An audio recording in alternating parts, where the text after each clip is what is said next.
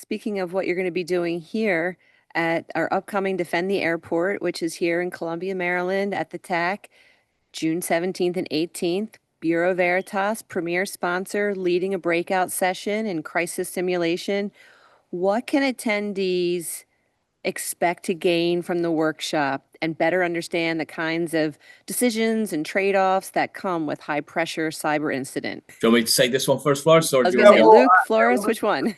No, well, look, don't spoil too much, right? Because we, Okay, right. We need This enough is what to we were educate, hesitant but about. keep it as a teaser. Yeah, exactly. Yeah.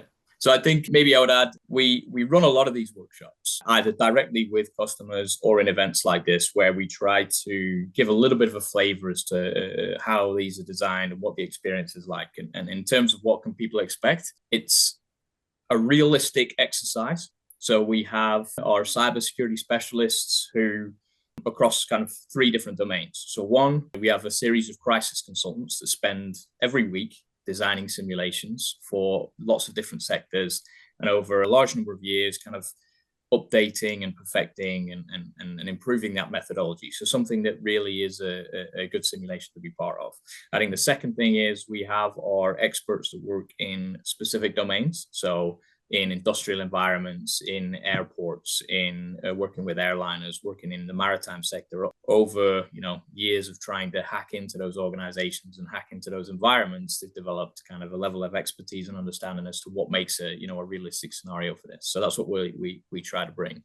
And then for someone who's attending it and wanting to participate in an exercise like this, you can write all the plans you like. You can be involved in all the discussions about how prepared you should be.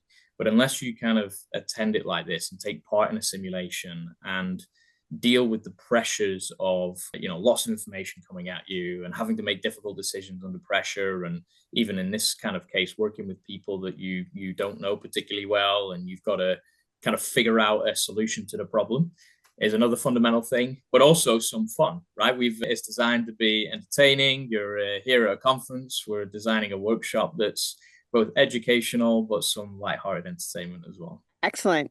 And, keep in mind for those who are listening and, as well, the attendees are a complexion of government personnel, policymakers, airport personnel, academia. So we have a good grouping of the community that are able to also make the workshop as a participant even that much more valuable amongst the other participants. So it's really exciting. Well said. I know that's one breakout session that I will want to be attending. Yeah, I think having people from lots of different domains is always a bonus. And of course, you get that in a real crisis, right? When you bring the team together, people with different expertise. So always nice to have that in the workshop and share lived experiences together. Yeah. And we participated in the crisis workshop in January as well during the Defend the Railroad conference. And one of the things that people typically say is the more experienced people will say, well, this was very much a pressure cooker. And there was a lot of information in not a lot of time, but do value the deepness of the scenario where we really try to surprise people as well. Because what is the reason why you organize a crisis simulation with an external party?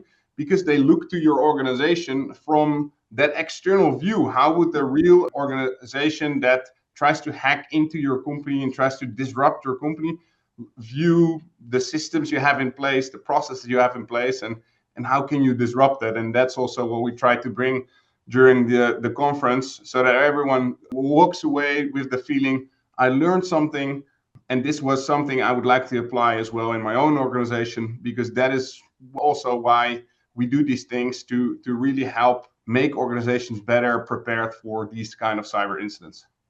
That's great.